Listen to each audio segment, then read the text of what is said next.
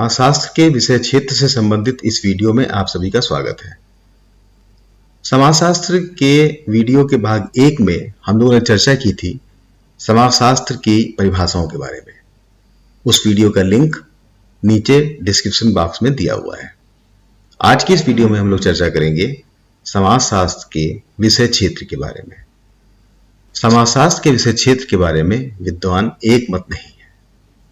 समाज में मनुष्य का संपूर्ण जीवन ही समाजशास्त्र का अध्ययन क्षेत्र है। यह अध्ययन क्षेत्र इतना विशाल है कि इसका समुचित रूप से अध्ययन किया जाना संभव नहीं है। इसमें मनुष्यों के अंतः संबंधों की व्याख्या करने वाले नियम और विनियम, ज्ञान और विज्ञान की प्रणाली आदि का अध्ययन किया जाता है। समाजशास्त्र के अध्ययन क्षेत्र को सीमित और निश्चित करने का प्रयास किया गया है। इस प्रश्न पर दो संप्रदाय प्रचलित हुए हैं, विशिष्टीकृत अथवा स्वरूपात्मक संप्रदाय और दूसरा समन्वयात्मक संप्रदाय। विशिष्टीकृत अथवा स्वरूपात्मक संप्रदाय के प्रमुख प्रतिपादकों में सिमल, स्मॉल, वीरकांट, मैक्स वेबर, वान वीस्ट और टानी आदि हैं। समन्वयात्मक संप्रदाय के प्रमुख प्रतिपादकों में दुर्खिम, हाबहाउस, सोरोकीन तथा कार्ल मानहीन आदि हैं।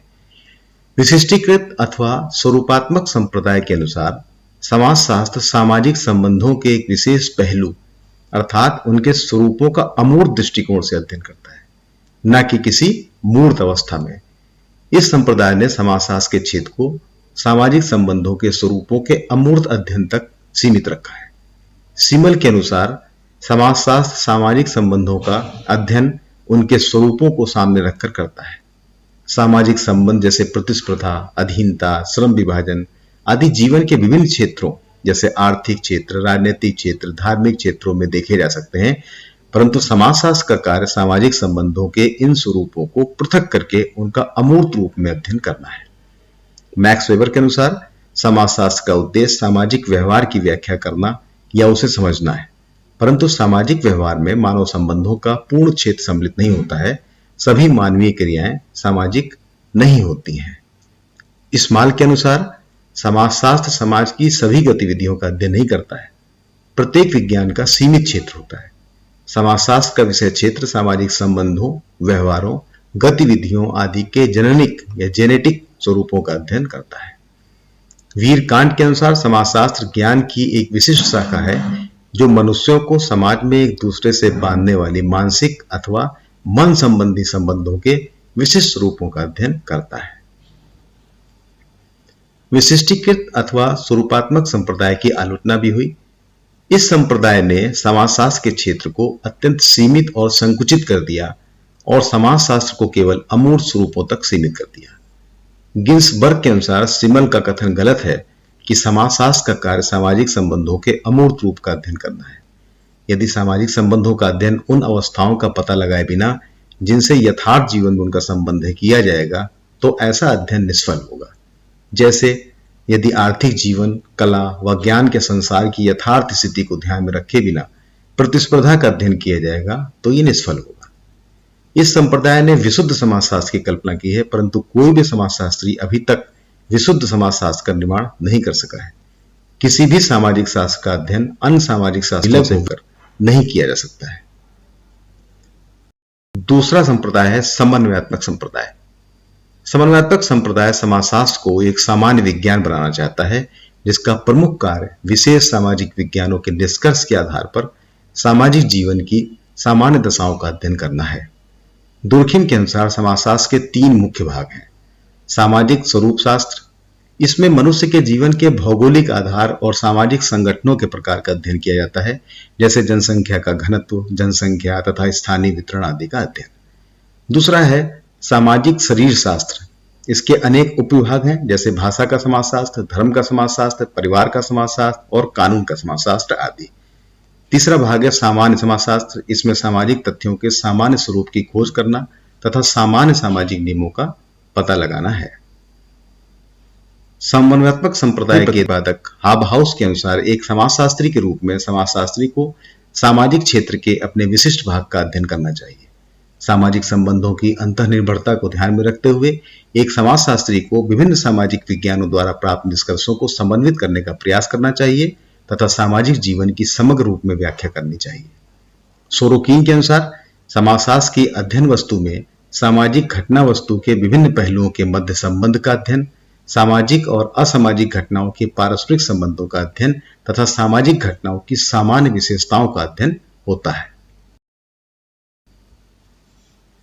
कार्ल मानहीन ने समाजशास्त्र को दो भागों में विभाजित किया है। नंबर 1, क्रमबद्ध एवं सामान्य समाजशास्त्र।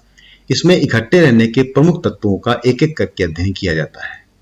दूसरा है ऐतिहासिक समाजशास्त्र। इसके भी दो भाग हैं। पहला, तुलनात्मक समाजशास्त्र। इसके अंतर्गत किसी घटना की ऐतिहासिक विविधताओं का प्रमुख रूप से वर्णन किया जाता है तथा तुलना द्वारा सामान्य विशेषताओं का पता लगाने का प्रयास किया जाता है।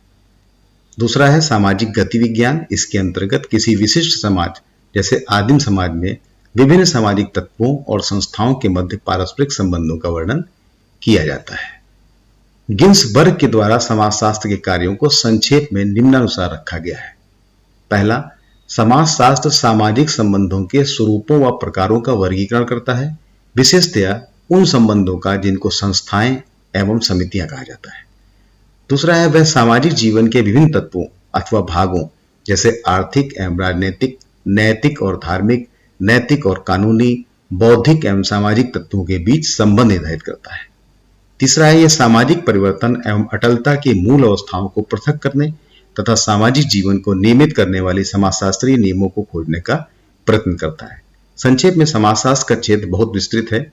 यह एक सामान्य विज्ञान है, परंतु इसी के साथ यह एक विशेष विज्ञान भी है।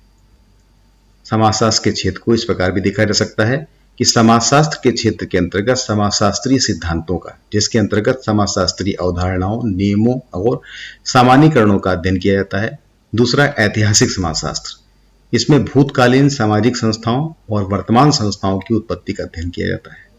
तीसरा, अगर देखें परिवार का समाजशास्त्र, तो परिवार का जन्म, विकास, इसके कार्य, प्रकार, स्वरूप तथा इसकी समस्याओं जैसे तलाक आदि का अध्ययन किया जाता है। मानव सांख्यिकी एवं परिस्थिति विज्ञान। इसके अंतर्गत जनसंख्या तथा समाज के भौगोलिक तत्वों के प्रभाव का अध्ययन किया जाता है। समुदाय का समाजशास्त्र। इसमें ग्रामीण समाजशास्त्र और नगरीय समाजशास्त्र का अध्ययन किया जाता है। छठा है विशेष समाजशास्त्र। विगत दिनों में सामाजिक संबंधों के विभिन्न पहलुओं का अध्ययन करने के लिए विशेष समाजशास्त्रों का विकास किया गया है, जैसे शैक्षिक समाजशास्त्र, धर्म का समाजशास्त्र, आर्थिक समाजशास्त्र, राजनीतिक समाजशास्त्र, कानून का समाजशास्त्र, सामाजिक विघटन, अपराध विज्ञान, सामाजिक मनोविज्ञान, लोक समाजशास्त्र, कला का समाजशास्त्र, छोटे समूहों का समाजशास्त्र आदि आदि। भविष्य में और नए विशिष्ट समाजशास्त्रों के विकसित होने की संभावनाएं हैं। इस प्रकार हम देखते हैं कि समाजशास्त्र का क्षेत्र बहुत विस्तृत है और समाजशास्त्र के अंतर्गत समाज के विभिन्न पहलुओं का अध्ययन किया जाता है। आशा है आज की इस वीडियो में आपको समाजशास्त्र के क्षेत्र के बारे में जानकारी मिली होगी जो आपके लिए उपयोगी सिद्ध होगी। थैंक यू, धन्यवाद, जय हिंद।